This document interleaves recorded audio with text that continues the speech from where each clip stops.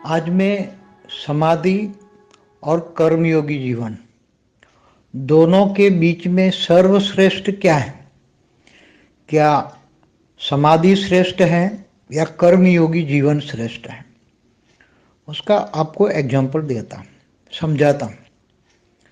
जो कोई समाधि अवस्था में जाता है तो जैसे आपको एग्जाम्पल दूं कि समाधि अवस्था में जाने के लिए तो अनेक रास्ते हैं। कोई सिर्फ प्राणायाम करके अपनी इसमें समाधि अवस्था में चला जाता है, कोई ओम की ध्वनि करके समाधि अवस्था में चला जाता है, ओम ब्रह्मास्मि करके चला जाता है, हम शिवो नमो शिवो करके शिव की उपासना करके समाधि में चला जाता है। कोई महावीर स्वामी वाले हैं तो महावीर स्वामी को याद करते करते उसको याद, किसी को भी देवी देवताओं को भी याद करते करते एकदम उसकी समाधि ऐसी लग जाती है कि उसको याद करते करते वो उसी में समा जाते हैं। जैसे कई लोग तो चेतना को भी नहीं जानते, आत्मा परमात्मा को तो जानते ही नहीं, ज्ञान ही नहीं है, फिर भी वो श्वासोश्वास पे अपनी बुद्धि लगाते हैं, श्वास छोड़ते हैं, जी लेते हैं जो।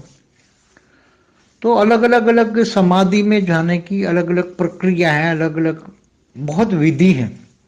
और लोग समाधि में पहले ऋषि मुनि जो थे समाधि में चले जाते थे, कई बहुत आप जानते होंगे, समाधि में ऋषि मुनि चले जाते थे।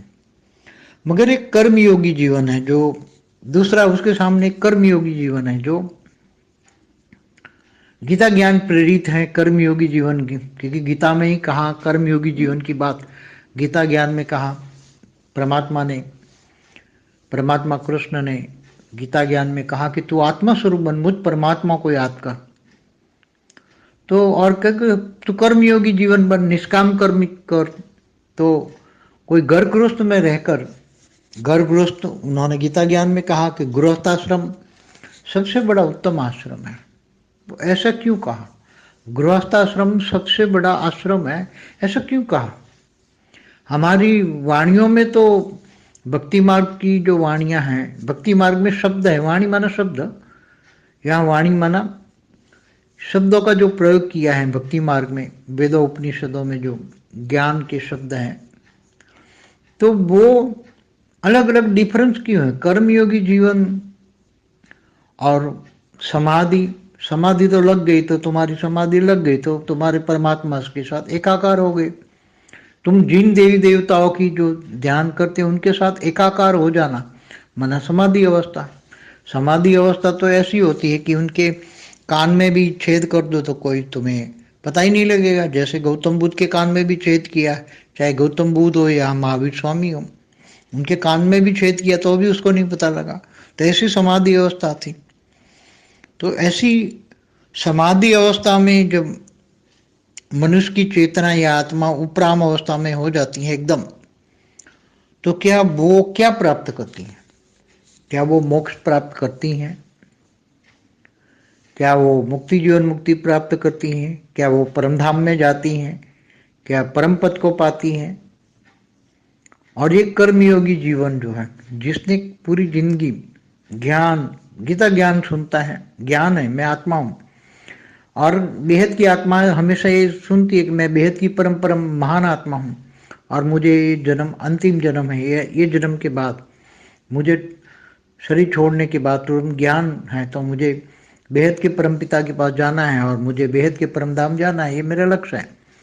तो मैं कर्म करता हूँ, खाता हूँ, पीता हूँ, बैठता हूँ, उठता हूँ, हर कर्म में परमात्मा को याद करता हूँ, लक्ष्य भी याद रहता है। कमाता हूँ, नौकरी करता हूँ, बुद्धि में निंद्रा भी करता हूँ, 8 घंटा योग करता हूँ, 8 घंटा आराम भी करता हूँ, कर्मयोगी जीवन बिताता हूँ। गृहस्थाश्रम है, पत्नी है, बच्चे हैं, देह और देह के सर्व संबंध निभाता हूँ, थोड़ा कुछ जितना हो सके, ज़्यादा नहीं, थोड़ा कुछ, मगर मैं हमेशा परमात्मा की याद में रहकर सभी आत्माओं को देखता हूँ। मुझे ज्ञान है कि ये सभी आत्माएं हैं परमात्मा, तो मैं देह को नहीं देखता, ये कर्मयोगी जीवन है। तो किसी को, सबको मैं आत्मा देखता हूँ, आत्मा के अंदर वो परमात्मा का अंश है, ऐसी तरह देखता हूँ, और हमेशा सबको सुख देने की कोशिश करता हूँ, सबको ज्ञान देता हूँ, कर्मयोगी जीवन का ज्ञान देता हूँ, मैं ये समझता हूँ ज्ञानदान महादान है। पूरी जिंदगी मैंने, वो कर्मयोगी कहता है कि मैंने हजारों लोगों को ज्ञान दिया, हजारों लोगों की जिंदगी बचाई मैंने, और हजारों लोगों की जिंदगी बचाकर उनको ऊंचे से ऊंचे रास्ता, परम धाम जाने का रास्ता बताया। आत्मस्वरूप बनकर मुझे याद करो। तो अंत में परमात्मा ने कहा है, मैं तुम्हें, मुझे याद करो तो मैं तुम्हें ऊंचे से ऊंचे परम धाम ले जाऊंगा। तो ऐसे कई लोगों को मैंने गीता ज्ञान दिया और कर्मयोगी जीवन इन्होंने बनाए। ऐसे बहुत बड़ी, धीरे धीरे लोग बहुत उसमें जुड़ गए और जो कर्मयोगी ज्ञान है दुनिया में फैल गया। गीता ज्ञान दुनिया में आज बहुत लोग फैल गया। तो गीता ज्ञान जो है, कर्मयोगी जीवन, निष्काम कर्म, फल की आसना, कोई भी आस नहीं, फल की आस नहीं रखना, उसको निष्काम कर्म योगी कहते हैं। मगर ज्ञान तो दे सकते हैं, तो कौन आगे नंबर ले जाएगा? जो बेहद के ज्ञानी है वो सोचे कौन, क्योंकि वो तो समाधि में चला गया, न उसने किसी को ज्ञान दिया, न उसको कुछ लिया न दिया, अपने को तो बस फंसा दिया अपने इष्ट देव में, जिसको याद करते करते फंस गया। ये कर्मयोगी है जिसने हजारों को ज्ञान दिया, साथ में रहने वालों को भी परम प्यार दिया, आत्मस्वरूप का ज्ञान दिया, आत्मज्ञान दिया, आत्म प्यार, आत्मिक प्यार दिया, सभी को आत्मिक प्यार दिया। और जो गीता में जो भी ज्ञान दिया है वो सभी कर्मयोगी जीवन में सारे ज्ञान के हिसाब से पूरी जिंदगी चलाई। और अंत में मुझे याद है कि मुझे तो ऊंचे ऊंच परम धाम जाना है, तो ये मेरा आखिरी जन्म है। तो दोनों में सर्वश्रेष्ठ कौन? आप अपने आप से जज करो, आप अपने आप को ही जज करो। ज्ञानी हो, वेद के ज्ञानी हो, तो आप जज करो। या तो समाधि तोड़ने वाली जब विश्वामित्र की 86,000 साल की तपस्या जिसने भंग की, वो आ गई इंद्र की जो रानियां, जो इंद्र भेजता था सबकी तपस्या भंग करने को, तो तपस्या भी भंग करा ली।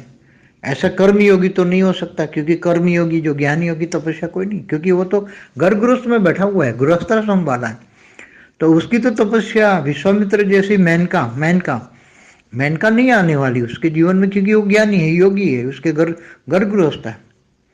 हालांकि भक्ति मार्ग में जो भक्ति और ज्ञान में फर्क बहुत होता है, तो यहाँ तो कर्मयोगी जीवन में मेनका नहीं आ सकती। तो यहाँ तो पद भ्रष्ट 86,000 साल की तपस्या भंग होने का ये कोई सवाल नहीं होता। सारी तपस्या भंग हो गई, जीरो हो गया, वापस जीरो। यहाँ तो एक ही जन्म है कर्मयोगी जीवन, केवल एक जन्म। बस 50 साल में ज्ञान मिल गया, अब 60-70 साल रहा है तो 10-20 साल में कर्मयोगी जीवन, 20 साल में कर्मयोगी जीवन भी जिया, 20 साल की उम्र में कर्मयोगी बन गया। और जल्दी जाना है उसको, ज्ञान समय की पहचान है, सारी दुनिया समय की पहचान है। दुनिया कितने समय तक चल सकती है, थर्ड वर्ल्ड वॉर हो तो क्या होगा, नेचुरल कैलेमिटी हो तो क्या होगा, ये सब ज्ञानी है, तो समय की पहचान है। तो उनको ज़्यादा से ज़्यादा एक जन, मतलब ज़्यादा से ज़्यादा 20 साल, 25 साल, 30 साल, 40 साल, इससे ज़्यादा तो होगा ही नहीं। तो ये कर्म योगी ने, और फिर उसने कई लोगों को ज्ञान दिया, ज्ञानदान महादान वो जानता है, और ज्ञानदान महादान करके कई लोगों की जीवन सफल करता है। तो एक समाधि वाला और दूसरा है कर्मयोगी जीवन वाला, कौन बड़ा है, किसका बड़ा भाग्य बनता है? समाधि वाले का बड़ा भाग्य बनता है या कर्मयोगी जीवन वाला का बहुत बड़ा भाग्य बनता है? और जिनको बेहद का ज्ञान हो तो बेहद के परम धाम में चला जाएगा। अगर जिनको ज्ञान कम भी है मगर तो भी गीता ज्ञान होगा, तो भी कर्मयोगी होगा, तो भी कृष्ण के शरण में जाएगा, तो अंत में कृष्ण भी सर्वश्रेष्ठ जी बोला हुआ है, ऊंचते ऊंच परम धाम ले जाऊंगा।